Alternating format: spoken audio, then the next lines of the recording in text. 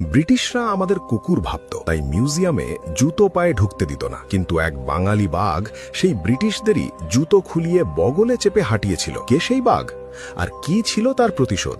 ঘটনাটা লর্ড কার্জনের আমলের।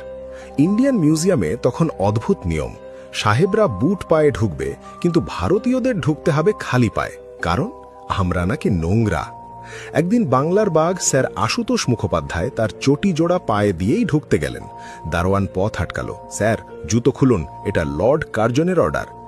আশুতোষ সেদিন তর্ক করেননি, তিনি শুধু নিজের গোঁফে তা দিয়ে দারোয়ানকে বলেছিলেন, ও আচ্ছা, সাহেবদের বুট পরিষ্কার আর আমার চটি নোংরা, ঠিক আছে। তিনি সেখান থেকে ঘুরে চলে এলেন। পরদিন সকালেই তিনি কলকাতা ইউনিভার্সিটিতে নতুন নোটিশ ঝোলালেন। তিনি তখন সেখানকার ভিসি। অর্ডার দিলেন, ইউনিভার্সিটি হলো শিক্ষার মন্দির, এখানে কোনো ব্রিটিশ অফিসার জুতো পায়ে ঢুকতে পারবে না। সাহেব হতে পারো, কিন্তু জুতো বাইরে রেখেই আমার ঘরে ঢুকতে হবে। ব্যাস, কার্জনের মাথায় বাজ পড়ল। নিজেদের কাজ উদ্ধারের জন্য বড় বড় ব্রিটিশ অফিসারদের সেদিন আশুতোষের দরজায় জুতো খুলে লাইন দিতে হয়েছিল।